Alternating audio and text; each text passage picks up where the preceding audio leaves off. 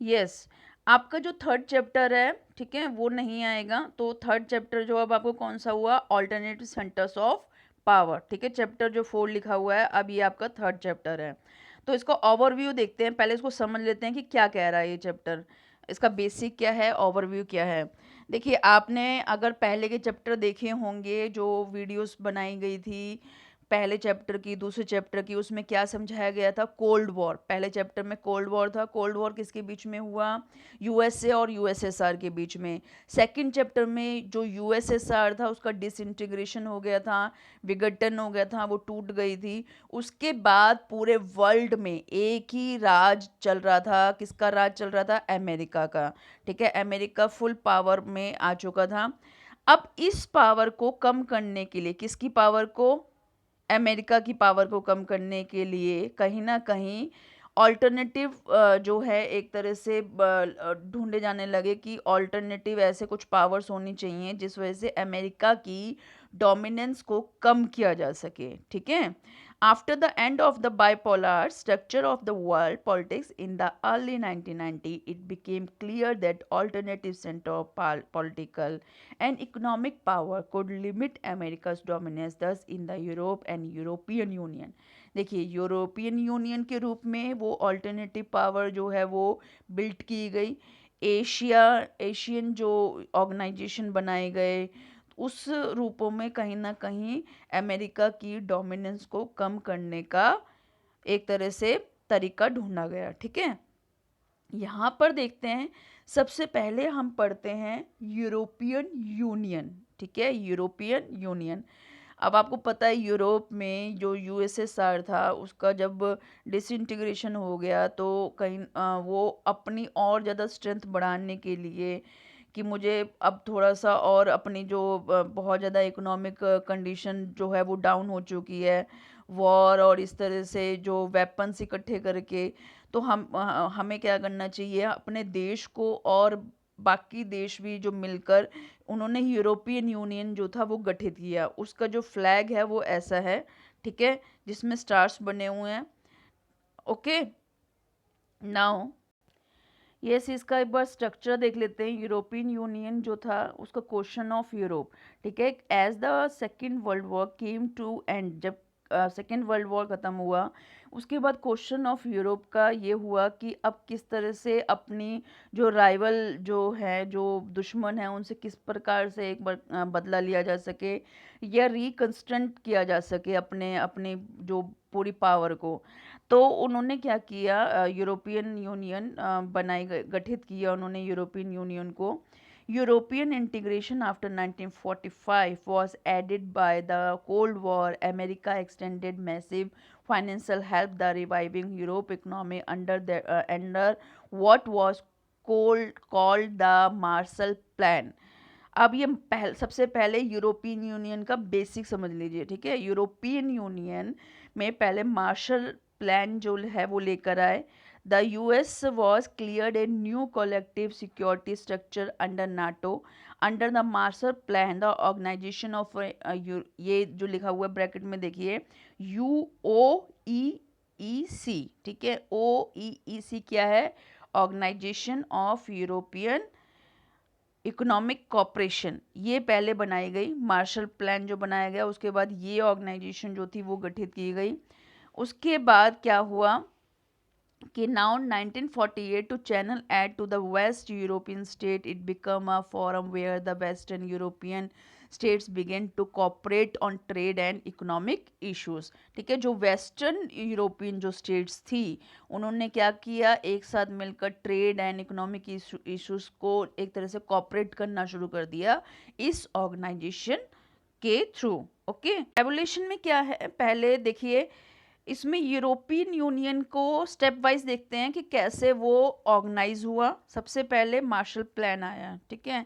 Marshall plan के बाद OEEC गठित किया गया। OEEC क्या है, organisation for European economic cooperation. ये आपकी NCERT की बुक में पूरा डिटेल में है। तो इसके बाद है काउंसिल ऑफ यूरोप, 1949 में आया, जब यूरोपियन यूनियन के बारे में आपको क्वेश्चन आएगा एंड सीबीएसई बोर्ड में, तो आपने इसके बारे में पूरा डिटेल में लिखना है कि किस तरह से स्टेप वाइज जो है इसको ऑर्गेनाइज हुआ। ओके, फिर उसके बाद ईईसी आया। ईईसी क्या है? यूरोपियन इकोनॉमिक कमिटीज़, ठीक है, 1957 में। कैसे ये ऑर्गेनाइज हो रहा है इसके बारे में बताया जा रहा है। और बाद में लास्ट में ये जो इसने रूप ले लिया यूरोपियन यूनियन का, जो अभी तक यूरोपियन यूनियन जो है वो बिल्ट है, ठीक है। इसके बाद आया यूरोपियन पार्लियामेंट है इसमें, यूरोपियन यूनियन 1992 में। नाउ नेक्स्ट इज, इसमें देखिए how can European Union challenges US hegemony, ठीक है। इसमें क्या चैलेंजेस आए? इसमें क्या आए कि इकोनॉमिक, उन्होंने जो गठित किया पूरा ऑर्गेनाइजेशन, उन्होंने जो मोटिव रखे वो रखे economic, political, diplomatic and military, ठीक है। ये जो मेन बेस होने चाहिए। जब आप यूरोपियन यूनियन के बारे में लिखें तो यूरोपियन यूनियन की बेसिक ओवरव्यू बताने के बाद, इसके बाद जो उनके एम्स थे, जो उनके मोटिव्स थे, वो क्या थे? Economic, political and diplomatic, military, ठीक है।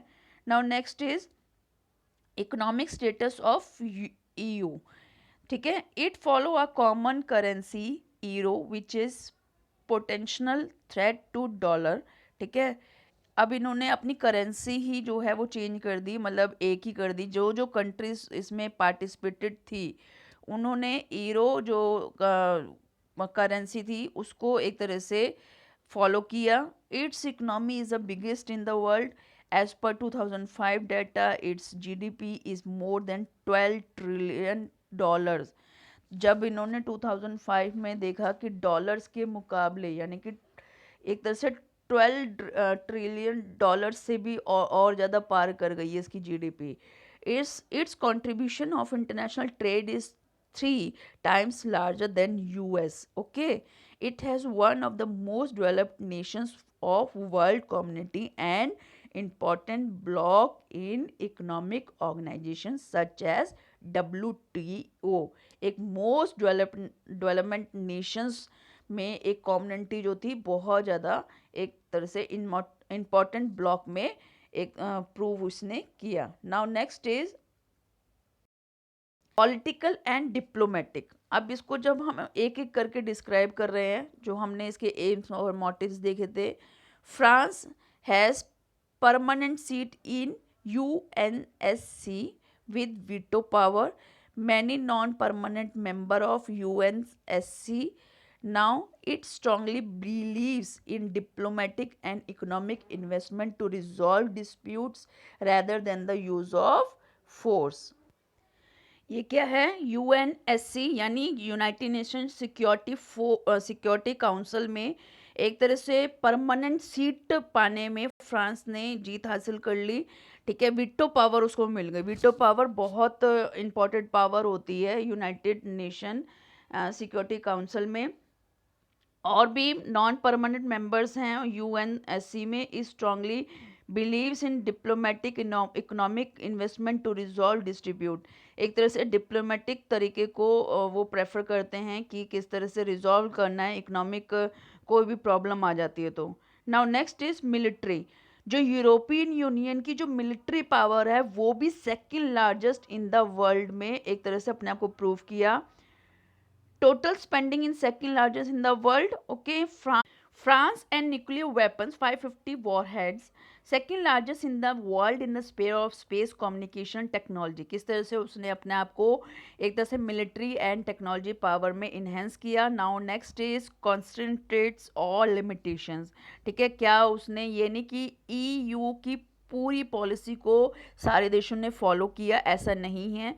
कुछ अपने देशों की पॉलिसी को भी वो फॉलो करते थे, ठीक है। कुछ लिमिटेशंस भी थी और कुछ कॉन्फ्लिक्ट्स भी थे, तो एक बार उसको देख लेते हैं। In many cases its members have their own foreign and defence policy conflict with each other. It affects the unity of EU as a regional organisation, ठीक है। कुछ ऐसे इफ़ेक्ट थे, कुछ ऐसी मतलब कॉन्फ्लिक्ट थे देशों के बीच में फॉरेन और डिफेंस पॉलिसी को लेकर। फॉर एग्जांपल जैसे कि in a case of operation Iraqi freedom, UK PM Tony Blair supported US led action where is Germany and France opposite it. ठीक है, यूके के पीएम टोनी ब्लेयर जो थे उन्होंने किसको सपोर्ट किया? यूएस को, लेकिन जर्मनी एंड फ्रांस जो थे वो उसके ऑपोजिट थे। तो यानी कि जो एक ही ईयू के मेंबर्स थे उसके बाद भी कहीं ना कहीं देशों में अपने अपने थिंग्स थे, अपने अपनी चीज़ें थी। ठीक है ना, इसमें देखिए UK PM Margaret Thatcher first kept themselves out of European market follow by Brexit. ठीक है, उसने यूके के जो पीएम मार्garet थैचर थे, जो उसने यूरोपियन मार्केट को फॉलो नहीं किया, उसने ब्रिजिक्ट को फॉलो किया। नाउ डेनमार्क एंड स्वीडन ने भी मास्ट्रिक्ट जो ट्रीटी थी उसको एक तरह से मानने से मना कर दिया। नाउ इसमें देखिए आप मैप में पहले जो मेंबर जो थे, ओल्डर मेंबर्स जो थे यूरोपियन यूनियन के, वो किस कौन कौन से एरिया में, ये देख लीजिए। नाउ न्यू मेंबर्स जो हैं फिर उसके बाद ज्वाइंट हुए, तो यूरोपियन यूनियन जो है एक बहुत बड़े लेवल पे अपने आप को एस्टेब्लिश कर लिया था, अपनी पावर को इनकरेज कर लिया था। नाउ इसके बाद देखते हैं एक और ऑर्गेनाइजेशन, इंटरनेशनल ऑर्गेनाइजेशन बनी। कौन सी ऑर्गेनाइजेशन? किसकी डोमिनेंस को कम करने के लिए? अमेरिका की। ठीक है, association of A south east Asian nation. ऐसा नहीं है कि मतलब एक ही एम था कि अमेरिका की डोमिनेंस को कम करना था, इसके अलावा भी बहुत सारी एम्स थे ये ऑर्गेनाइजेशन बनने के। वो क्या थे कि वो अपनी इकोनॉमिक, मिलिट्री और पॉलिटिकल एंड सोशल जो भी प्रॉब्लम थी, ए टू जेड जितनी भी प्रॉब्लम्स थी, तो उसको रिजॉल्व करने के लिए ये ऑर्गेनाइजेशन भी गठित की गई। ठीक है, डोमिनेंस वाला इशू तो था ही, लेकिन इसके अलावा भी कुछ और जो मेन रीज़न थे वो इसके साथ में जुड़े हुए थे। एसोसिएशन ऑफ ए, जो हमने अभी क्या पढ़ा, ईयू के बारे में पढ़ा, यूरोपियन यूनियन के बारे में। ठीक है, ये इंटरनेशनल ऑर्गेनाइजेशन बना। और उसके बाद association of south east Asian nation के बारे में जल्दी से पढ़ लेते हैं। द एशियन फ्लैग, इसका जो फ्लैग है वो इस तरह का है। Asian logo, the 10 stalks of paddy represent the 10 Southeast Asian countries bound together in friendship and solidarity. The circle symbolize the unity of Asian. 10 जो है देश इसमें शामिल हैं। कौन से? साउथ एशियन कंट्रीज इसमें शामिल हैं, जो एक तरह से एकता और मित्रता को संबोधित करते हैं। ठीक है, now next is the establishment of ASEAN. ठीक है, ये देखिए यहाँ पर जो पिक्चर दी गई है किस तरह से ये एस्टेब्लिश हुआ, उस समय का क्या व्यू था वो बताया गया है। एस्टेब्लिशमेंट एंड मेंबरशिप, इसमें क्या कौन कौन से मेंबर्स थे शुरुआत में और बाद में और ज्वाइंट हुए कुछ members. The association of south east Asian nation और ASEAN was established on 8 August 1967 in Bangkok by the 5 original member countries, namely Indonesia, Malaysia, Philippines, Singapore and Thailand.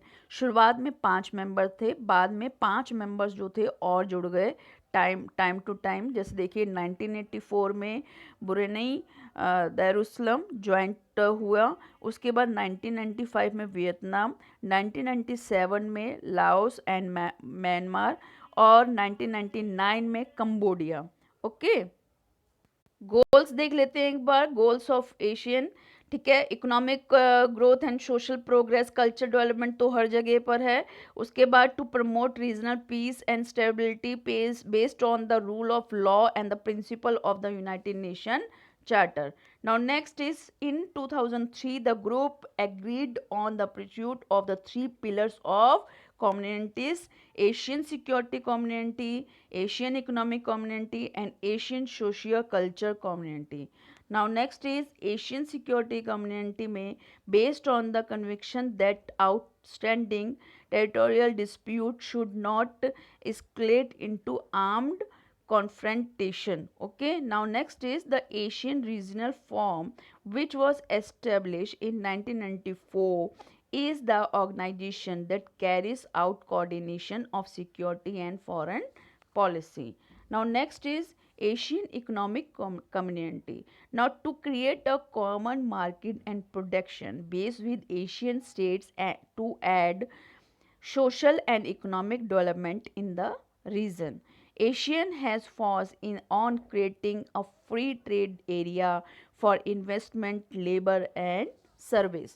Now next is Asian Free Trade Area launched in January 1992, eliminating tariff barriers among Southeast Asian countries, integrated the Asian economics into a single production base, creating a regional market of over 500 million people. Asian cooperation has resulted in greater regional integration.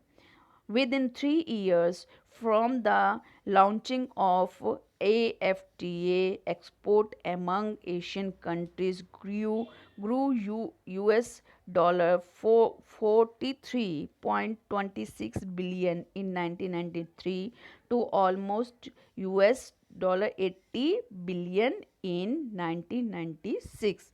ठीक है, तो इस तरह से trade में भी आपने देखा और उसके बाद इकोनॉमिक कम्युनिटी में देखा, मिलिट्री पावर में देखा किस तरह से इन्होंने अपने पावर को और ज़्यादा इन्हेंस किया. नाउ देखते हैं ASEAN socio culture community. To combat the pitfalls of capitalism and free trade, namely disparity in wealth and job loss. This community focus on disadvantaged groups such as rural workers, women and children. ठीक है, socio level पे भी, social level और culture level पे एक तरह से अपनी पावर को और ज़्यादा मजबूत करने के लिए इन्होंने और ज़्यादा प्रयास किए. 1997 में देखते हैं क्या किया. The Asian leader adopted the Asian Vision 2020, which aimed at foreigning closer economic integration within the region, development of Trans-Asian Transportation Network consisting of major interstate highway and railway network principal, ports and sea lanes for maritime traffic, inland waterway transport and major civil aviation links. ठीक है, तो ये सारे जितने भी इन्होंने policies बनाई Asian जो 10 कंट्रीज थी, या ये याद रखना है, इसमें एशियन में 10 कंट्रीज हैं. ओके, जिन्होंने अपने आप को और ज़्यादा पावरफुल करने के लिए इकोनॉमिक लेवल पे, मिलिट्री लेवल पे, फाइनेंस लेवल पे, सोशल एंड कल्चर लेवल पे अपने आप को पूरी तरह से क्या किया, अपने आप को यूनाइट किया. ठीक है, ये जो 10 देश हैं, 10 देशों के अलावा भी कुछ और कंट्रीज है, याद रखना, जो मतलब मेंबर्स हैं उसके. ठीक है, ये 10 तो परमानेंट मेंबर्स हैं 10 देशों के. ठीक है, और कुछ और भी जैसे इंडिया भी इसमें शामिल है, और भी कुछ देश हैं जो इस तरह से शामिल हैं इसमें. लेकिन ये जो एशियन समिट हुआ है वो 10 जो है वो देशों के बीच हुआ है. Now external relation. अब एशियन के एक्सटर्नल बाहर से रिलेशंस कैसे हैं. Has made major strides in building corporate ties with states in Asia Pacific region. ठीक है, now consistent with its resolve to enhance cooperation with other developing region, Asian maintains contact with other intergovernmental organization. Okay, now next is ये देखिए south east Asia का कौन कौन से members हैं, किस तरह से जुड़े हुए हैं, इसमें आपको पूरे अच्छे से बताया गया है. Okay, now Asian summit. ये जो एशियन समिट हुआ, समिट मीन्स जो सम्मेलन होता है टाइम टू टाइम, वो किस तरह से ऑर्गेनाइज होता है वो बताया गया है. नाउ ये जो पिक्चर है, अब देखिए, look at the cartoon and below and answer the following question. ठीक है, अब इसको देखते हैं पिक्चर को. इसमें क्वेश्चन नंबर 1 है, ध्यान से देखिए. To which Indian policy. अब इंडियन की क्या पॉलिसी है, किसको वो फॉलो करता है, किसको वो फॉलो करता है वो देखना है. What is the importance of this policy, और इस पॉलिसी की क्या इम्पोर्टेंस है. देखिए, ये जो पिक्चर है कौन है ये, पहचान सकते हैं इसको आप? ये कौन है? हमारे देश के जो एक्स प्राइम मिनिस्टर हैं मनमोहन सिंह जी, ठीक है। तो इनकी पिक्चर है। ये किसको उस टाइम का बताया गया कि this cartoon refers to Look East policy of India. India कौन सी पॉलिसी को फॉलो करता है? इंडिया फॉलो करता है लुक ईस्ट पॉलिसी को। किसको फॉलो करता है? लुक ईस्ट पॉलिसी, यानी पूर्व की ओर देखो, ठीक है, पूर्व की ओर देखो। इट मीन्स, अब देखिए इसकी इंपॉर्टेंस क्या है पॉलिसी की। दूसरा क्वेश्चन जो लिखा हुआ है, India's Look East policy since 1991 has led to greater economic interaction with the East Asian nations, with Asian, China, Japan and South Korea. ठीक है, इसमें क्या है? Competition among various countries to develop potential relations with ASEAN. ठीक है, किस तरह से अपने आप को पूरा तरह से मजबूत करना है, इकोनॉमिक एंड और हर तरीके से। तो इंडिया जो है वो ये पॉलिसी जो है वो फॉलो करता है। ओके, नाउ अभी चाइना है, the rise of the Chinese economy.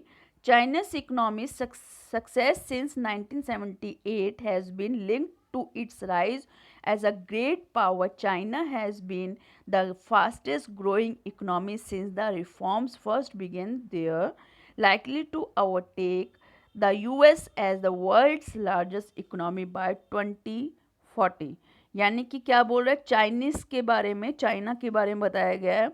अभी भी आप न्यूज़ में सुनते ही होंगे कि चाइना मोस्ट पावरफुल बनने के लिए कितनी ज़्यादा अपनी पॉलिसीज़ जो है वो बार बार चेंज करता रहता है। तो इकोनॉमिक सक्सेस की बात कर रहे हैं, चाइना की एक तरह से इकोनॉमिक डेवलपमेंट की बात कर रहे हैं कि क्या उसका स्टेप वाइज परफॉर्मेंस रहा, क्या क्या उसने चेंजेस किए। 78 में किस तरह से वो पावर में आया और उसने अपने इकोनॉमिक कंडीशन को रिफॉर्म करने के लिए एक तरह से अपने स्टेप वाइज पॉलिसीज़ जो होती प्लान करना शुरू कर दिया था। और उसने ये प्लान किया था कि 2040 तक वो अपने आप को एक लार्जेस्ट इकोनॉमी के रूप में प्रूव कर देगा। Now next is historical background देखते हैं चाइना का, ठीक है, बहुत ही इंपॉर्टेंट है। Since 1949 China ended to be a communist country and a economy was controlled by the state. Okay, now the model was to create a state owned heavy industry sector. Employment and social welfare was assured to all citizens, and China moved ahead of most developing countries in educating its citizens and ensuring better health for them. Economic also grew and respectable rate of 5-6%. The Chinese leadership took major policy decisions in the 1970s. Now China ended its political and economic isolation with the establishment of relations with the United Nations in 1972. किस तरह से अपने आप ऐसा model उन्होंने create किया state owned heavy industries का, ठीक है, और अपने आप को सोशल वेलफेयर एंड एम्प्लॉयमेंट के रूप में किस तरह से एस्टेब्लिश किया। अपनी मतलब बेटर हेल्थ होगी देन सिटीजन्स की, उसके बाद एजुकेटेड होंगे तो एक तरह से प्रोग्रेसिव वे में जाएंगे। नाउ इकोनॉमिक कंडीशंस को पॉलिसीज़ वो ऐसे लेकर आए कि पॉलिटिकल एंड इकोनॉमिक जो कंडीशन थी वो बहुत ज़्यादा इम्प्रूव हो। नाउ नेक्स्ट इज़, देखिए नाउ अब बात करते हैं ब्रिक्स के बारे में। ब्रिक्स क्या है? 5 देशों को मिलाकर एक तरह से टर्म को मिलाकर एक पूरा क्रिएट करता है, रेफर करता है। B for Brazil, R for Russia and I for India and C for China and S for South Africa. ठीक है, now BRIC was founded in 2006 in Russia. BRIC turned into BRICS after the inclusion of South Africa in its first meeting in the year 2009.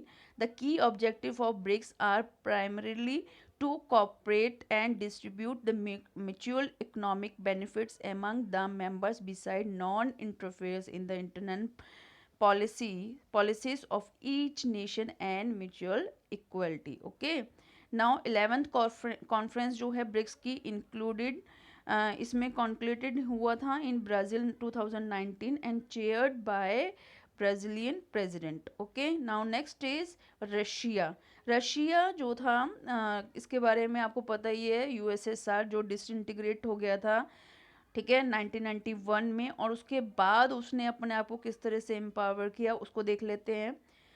After the dissolution of the Soviet Union in late 1980 and early 1990, Russia emerged as the strong successor of USSR.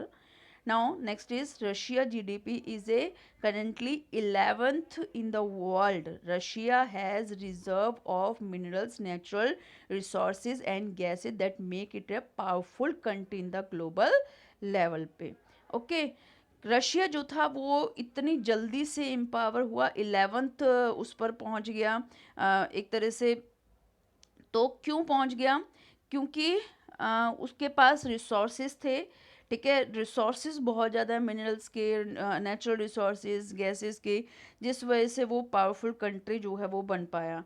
Now इसमें addition जो है, Russia is a nuclear state with the huge stock of A sophisticated weapons. Russia is also called a permanent member of A UN, ठीक है, सबसे ज़्यादा जो UN Security council का ये परमानेंट मेंबर है, कॉल्ड P5। इसको P5 के नाम से भी बोला जाता है यूएन सिक्योरिटी काउंसिल में। Okay, now India.